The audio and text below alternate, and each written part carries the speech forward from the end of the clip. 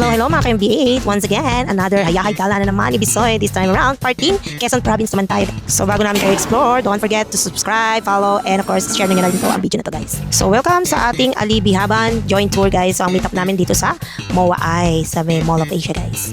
So we will travel for almost 9 hours going to our destination guys. Stop over here in Lucena City para magkape. At eto na, nagtuloy-tuloy na ang aming biyahe papunta sa aming destination.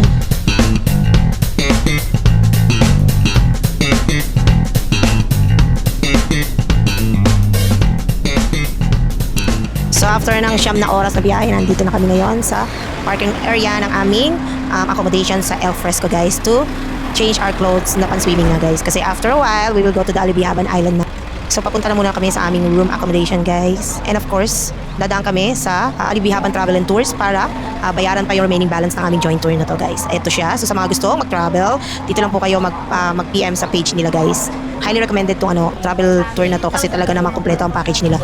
4-in-1 sabi nga nila. Alibihaban, Macapaya Hills, Naboroto, and then nightlife. Although maulang biyahe itong aming joint tour today guys kasi nga may low pressure area nung time na napunta kami sa Quezon. Kaya talaga namang pwedeng subject to change yung mga naka-itinerary dito kasi depende sa weather yan guys. So kung mapapansin nyo basa yung dinadaanan namin na daan. So ito, bibis na kami ng aming mga pang swimming guys, rash guard and mga pang OOTD dyan. And then diretso na kaming ihahatid sa San Andres Port kung saan kami ay magre-ride ng bangka papunta sa Alibihaban Island. So 20 to 30 minutes po ang travel time natin sa bangka papunta sa island.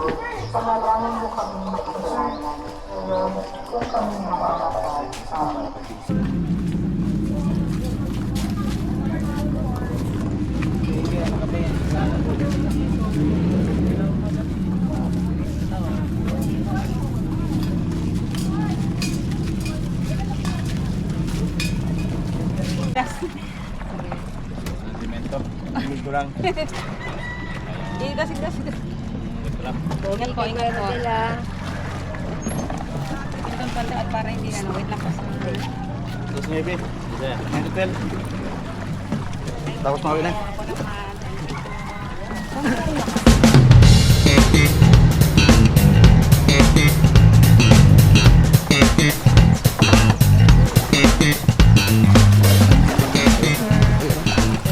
So after ng maalong biyahe guys, since may low pressure area nga, nakarating na kami dito sa Alibihaban Island guys. At ang una namin gagawin is community tour para makita natin ang simpleng pamumuhay ng mga tao dito sa isla guys. At ang pangunahin nilang hanap buhay dito or pinagkakakitaan ay copra. So kung mapapansin nyo, napakadaming coconut tree. And of course, pangingisda guys. Pero kahit maliit ang community na to, mapapansin nyo, napakalinis ng kapaligiran. Wala kang makikitang dahon man lang na nakalaglag or nakakalat yan. Napaka high-tech na rin in fairness. Meron silang covered court na pagkalaki-laki talaga na talagang pambayad na nga sabi nung iba. Tapos eto pa, check it out guys. After na mag-picture dito, yan ang mga in-explore namin dito.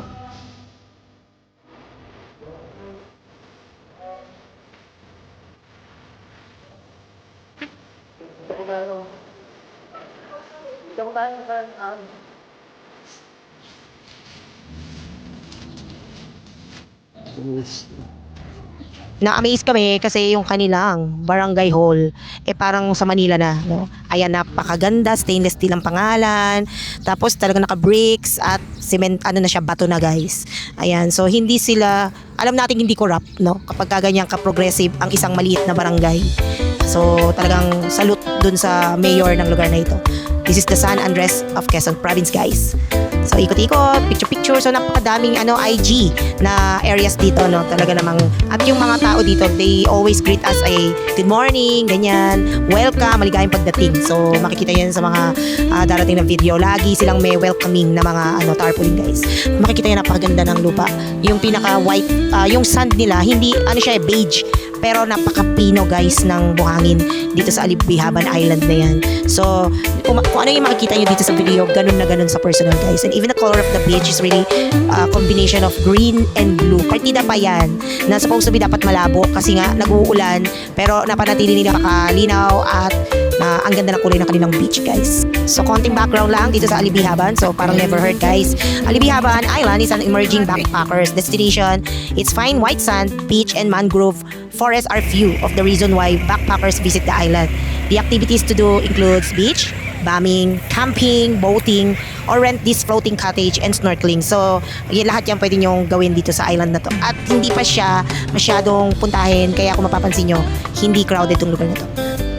So, ayan na. Nag-ride uli kami ng bangka papunta sa floating cottage. Dito namin kakainin yung aming mga lunch. At the same time, free na kami mag-swimming dito, guys. So, yung floating cottage nga pala, meron siyang parang design na butas sa gitna na akala mo swimming pool na pwede sa mga hindi marunong lumangoy. Tapos hanggang second floor yan, guys.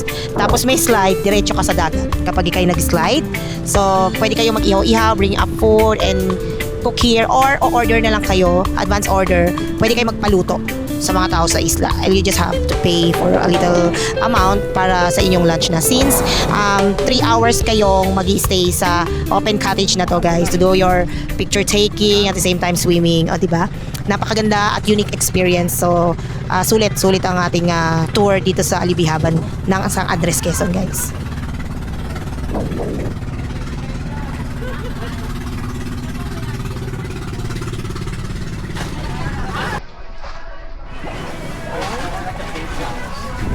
So, ito na, after 3 hours, guys, nangitim na kami sa pagsaswimming. Susunduin uli kami ng bangka para sa aming island hopping, yung sandbar nila at yung mangrove. So, it is a must to visit also. Kasi itong Alibihaban Island ay kilala siya sa malaking ektarya ng mangroves, guys. At pinoproteksyonan nila itong area na to.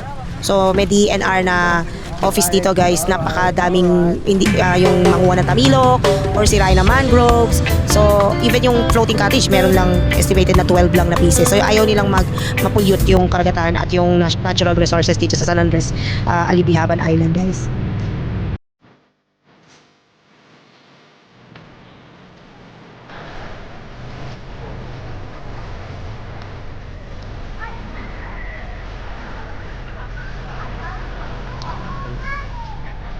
So, ito na ang kanilang mangrove, guys. So, ang ganda pa rin ng sand.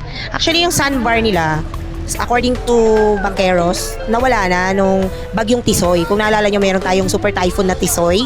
So, yung buhangin natangay na. So, yung mga buhangin napunta sa may mangrove at nagkaroon na ng pagtubo ng mangrove. Kaya, nawala na yung pinaka-sandbar nila. So, ang pinaka ina-offer na lang nila dito is the mangrove. So, sulit naman kasi kung mapapansin nyo, sobrang lawak ng lupa kung saan nandito yung mga mangroves nga, guys. Sobra. I think it's 360 hectares, no? Yung nung nag-search ako. So, kung mapapansin nyo, hindi yun sila masyadong matataas. So, sabi rin ng Banqueros, since nakabaon sila sa buhangin, hindi, kumbaga slower yung kanilang pagtubo. No? Not the usual mangroves na nakikita natin.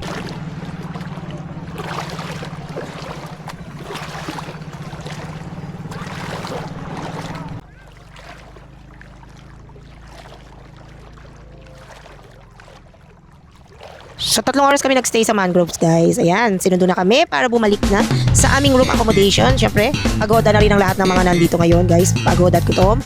At the same time, we're getting ready para sa aming nightlife. Kung hindi babagyo, guys. Pero actually, nung time na nagpunta kami dito, hindi natuloy ang nightlife namin. Kasi nga sobrang lakas ng ulan nung gabi na yun. So, this is our second day, guys.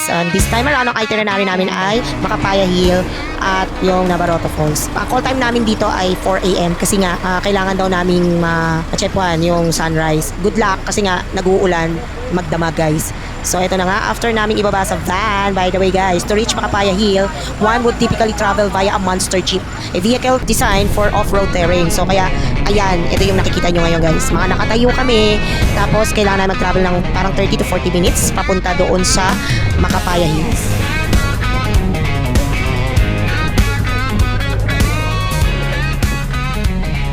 So, eto na nga, nakarating na kami sa parking area at kami ay lakad lang naman, guys. Siguro mga 5 minutes paakyat dun sa summit ng Macapaya Hills, guys. Ayan na nga. So, hindi masyado yung sunrise kasi nga medyo makulimlim at foggy, guys, kasi nga magdamag na umulan. So, pero sobrang ganda, guys. So, Macapaya Hills is a beautiful and scenic destination located in San Andres, Quezon. The hills are a popular spot for trekking and hiking. Visitor can enjoy panoramic view of the surrounding countryside, making it ideal spot for photography and relaxation, guys. So, ayan. Enjoy nyo po ang view habang kami ay nagpipicture taking dito sa bawat sulok, sa bawat kanto, palibot ng Macapaya Hills, guys. Parcel!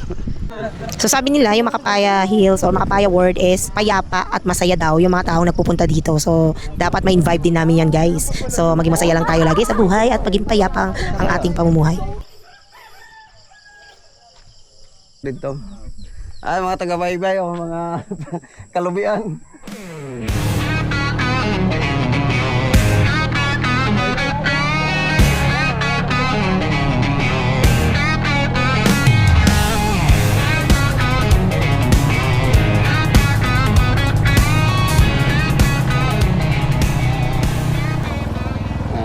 Taga-Bisaya, kalubian.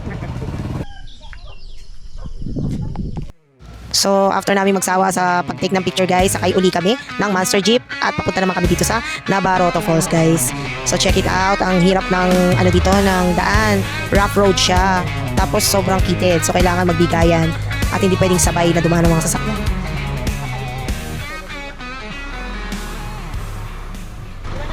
So by the way guys, visitor can take a 15 minutes walk from the parking area to reach the falls. The trail can be steep and slippery guys, lalo na't umulan. So napaka-muddy ng daan. So it is advisable to wear appropriate footwear. Visitor can also rent a guide to help them navigate the trail safely guys. Putragin. Ito na guys. Pababa na kami.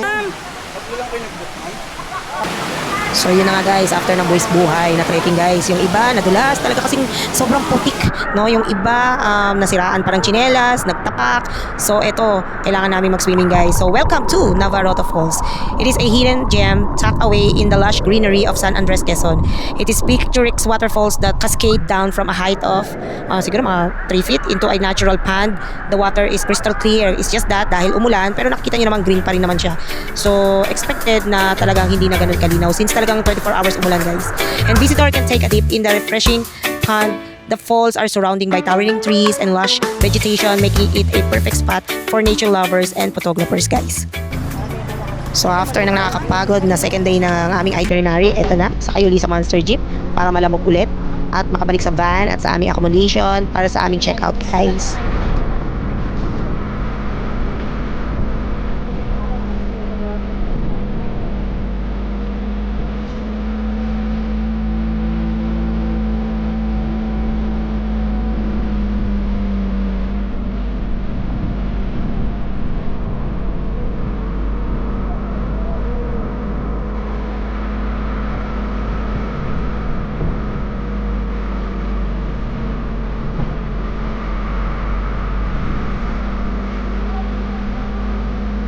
So by the way, mag-PM na lang po kayo sa Alibihaban Travel Tour. So doon po kami nag-book guys. At meron po silang FB page. So if you happen to watch these videos, don't forget to subscribe, like, and follow na rin guys. So till next time.